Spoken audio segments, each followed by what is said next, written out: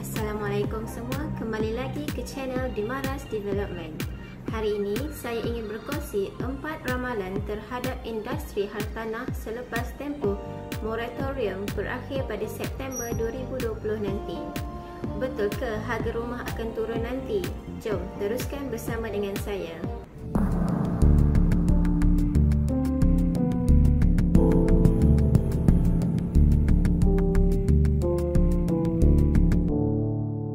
Khabar, saya Zahida Zainuddin merupakan pegawai pemasaran bagi syarikat Dimaras Development.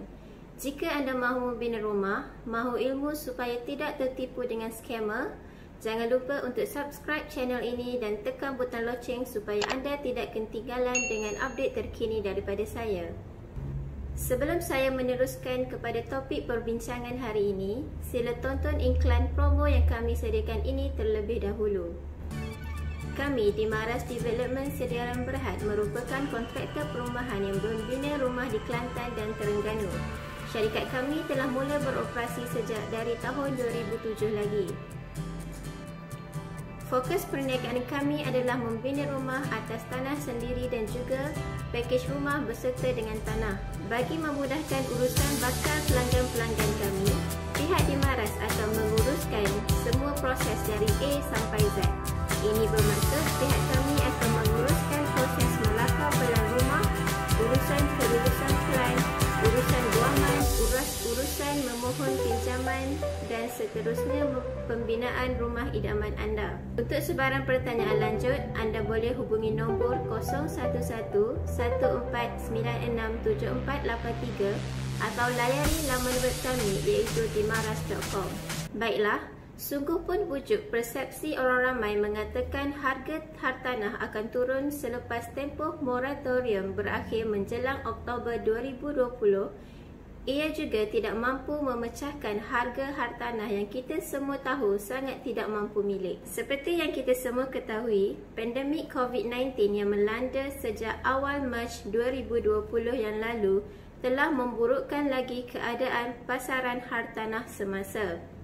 Sebelum ini, industri hartanah kelihatan beransur pulih selepas kempen pemilikan hartanah HOC yang telah berjaya menjual lebih daripada 28,000 unit kediaman. Kerana kurangnya suntikan stimulus dan pakej ransangan dari pihak kerajaan terhadap industri hartanah seperti tahun-tahun sebelumnya, ini menyebabkan pasaran hartanah pada suku pertama tahun 2020 dilihat lembab dan meresahkan ramai pemaju hartanah. Hari ini kita lihat pemaju hartanah telah mula memberikan pelbagai tawaran istimewa seperti pulangan tunai, cashback dan diskaun sehingga 30% termasuk bayaran ansuran bulanan, installment sehingga 13 bulan ditambah lagi dengan percuma set perabot dan televisyen kepada pembeli unit kediaman mereka. Hakikatnya, bila dilihat semula harganya dengan lebih terperinci, harga hartanah tidaklah turun seperti yang dijangkakan. Ini menunjukkan tanpa wabak pandemik COVID-19 pun, industri hartanah di Malaysia sebenarnya sedang berada dalam fasa yang tenat. Untuk mengatakan harga rumah telah turun ekoran pandemik COVID-19 juga adalah kurang tepat. Hal ini kerana tidak wujud penurunan yang mendadak di seluruh negara daripada kedua-dua hartanah jenis kediaman dan komersial. Ya, memang benar ada unit kediaman yang dijual lebih murah berbanding harga median pasaran semasa, lebih-lebih lagi di pasaran subsale.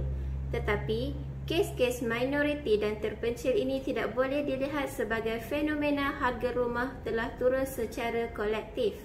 Untuk itu, saya akan menerangkan tentang ramalan hartanah selepas moratorium berakhir September 2020 nanti. Pertama, lambakan kes pinjaman tidak berbayar Non-Performing Loan (NPL).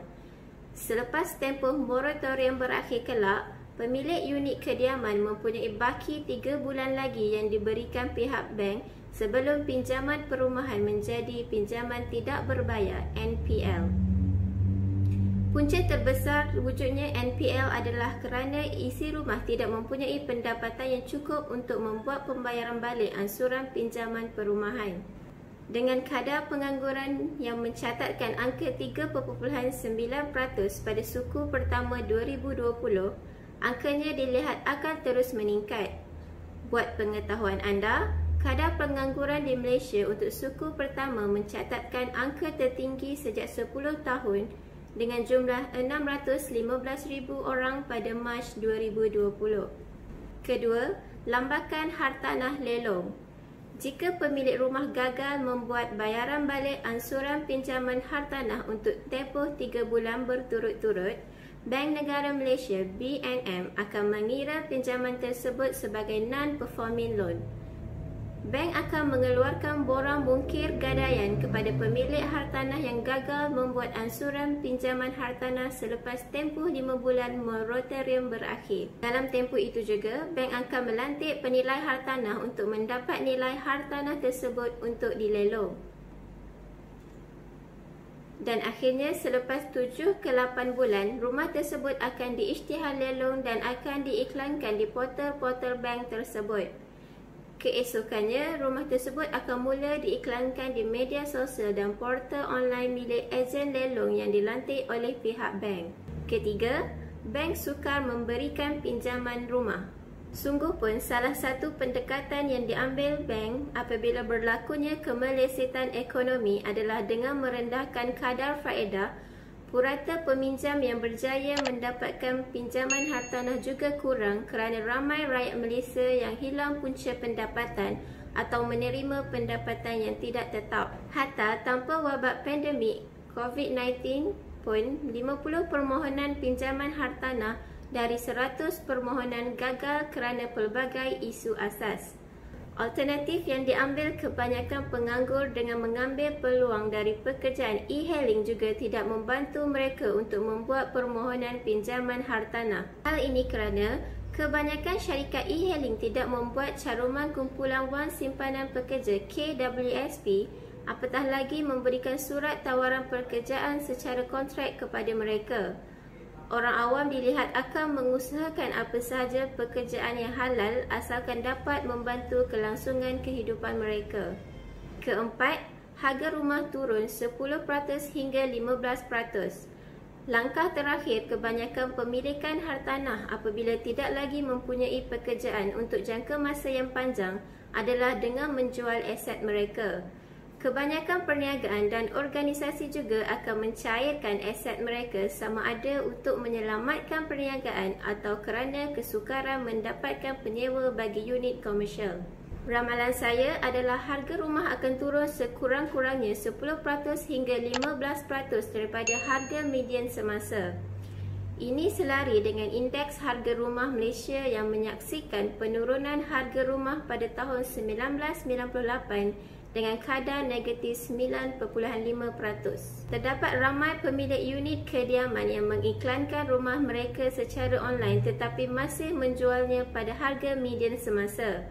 Keadaan semasa pasaran hartanah yang lembab ini tidak terbatas di Malaysia dan rantau Asia sahaja, bahkan berlaku di seluruh dunia dan negara-negara yang mengalami kadar jangkitan kes yang tinggi jauh lebih terkesan. Akan tetapi, polemik ini sebenarnya mampu ditangani dengan stimulus rangsangan dari pihak kerajaan agar orang awam mampu berbelanja untuk menggalakkan kitaran wang yang positif. Sekiranya anda masih memiliki pekerjaan pada hari ini, bersyukurlah kerana di luar sana terdapat lambakan penganggur yang hilang punca pendapatan dan bakal terkesan dari kemelesetan ekonomi dan wabak pandemik COVID-19 yang berlaku serentak ini. Akhir kata, simpanlah duit dan berbelanja dengan berhemah.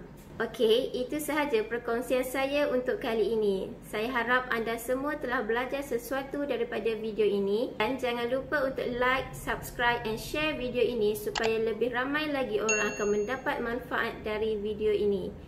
Assalamualaikum. Bye.